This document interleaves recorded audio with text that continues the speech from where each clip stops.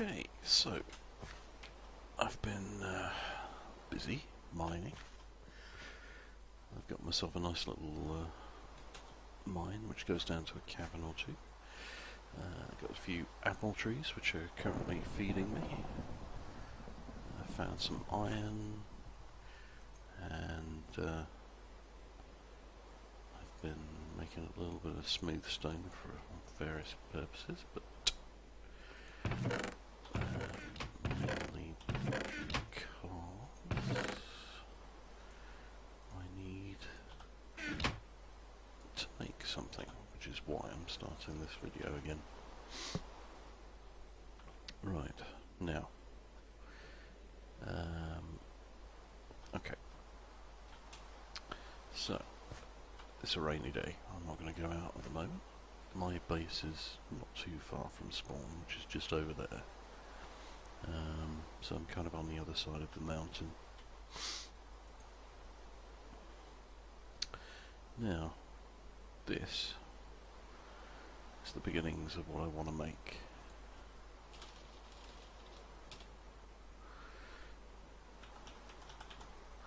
The first thing I want to make at the moment is this.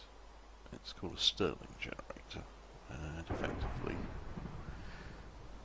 what it'll do is it'll generate electricity for me. So I need two basic gears, I need a piston and I need some stone bricks and things. So let's get this crafted up, and I'll do it on camera, as it were, so that you can see what I'm doing. So this is how I use EnderIO. Let's make sure. Yeah, I need redstone. I've got enough iron, nothing, but I just need some redstone. I will be back in just a moment. So that didn't take too long, after all.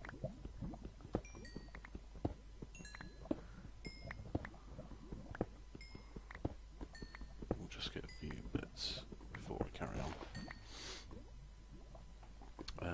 These, by the way, you'll find them in various colours, and these are to do with a mod called Thorncraft or Thaumcraft, and they give you, it's a magical mod, so you can create sort of magic items and things. It's quite good. Anyway, let's get back up, and then I'll craft my Stirling generator. Some gold. Let's just get that. Yes, forgot. Something I found down here which is of interest, I think.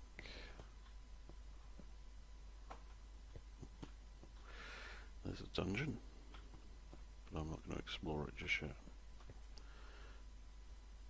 There's also a lot of Botania mushrooms, which I know nothing about yet. Oh, what's that, diamonds?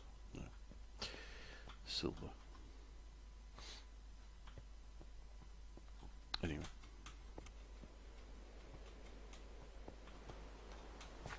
Still raining. But daytime. Okay. Right, so.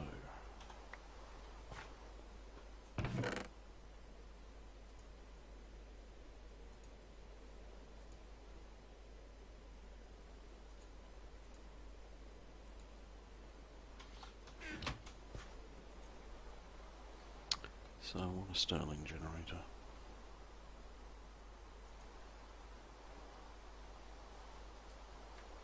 So remember I said that if you press shift and click, it'll put all those things in for you, which sometimes is useful, sometimes, like with furnaces, not so.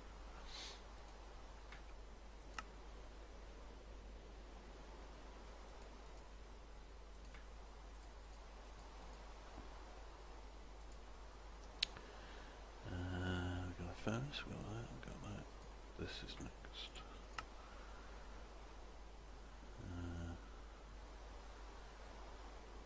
Oh, it's the wood.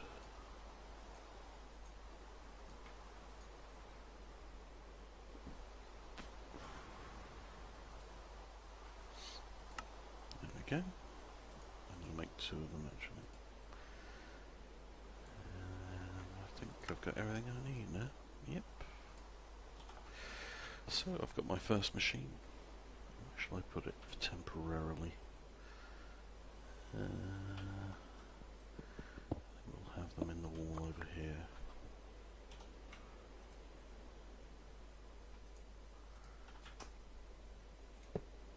There we are.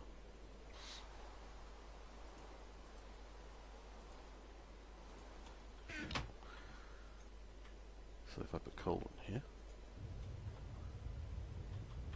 you can see here that it's actually working. And it's doing it by burning the coal.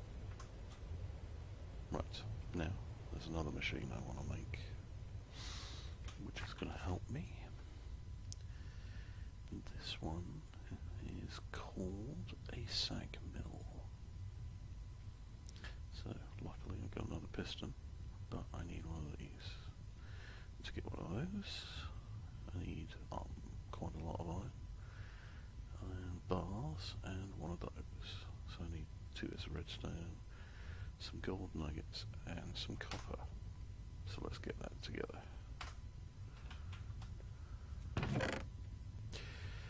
Right, so I need the capacitor for iron and the iron bars. Iron bars, capacitor, so I can make that now. Where do I lose it? There it is, sag mill. So we'll make this. There we go. That's when it becomes useful. Now I need 4 iron, piston, that, and some flint. I've got flint in. Must be in there. There it is. There's the flint. Just need the iron. There we go. So now we can make a sag mill. Bingo. So as you might imagine, this requires electricity. How are we doing there? Yeah, good. Put that next to the thing, it gets powered automatically. This thing will take raw ore, so where we would get 1 iron ingot from one of these in the furnace, if I put this in here, it processes it, and we get 2 pulverized iron. And now, if I come over here, let me just make a few sticks.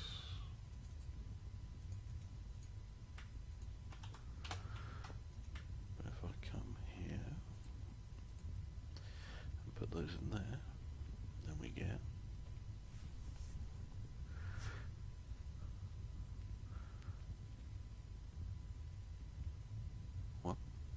and 2 iron. So what I've just created is a way to double the output of the iron. Let's create another chest.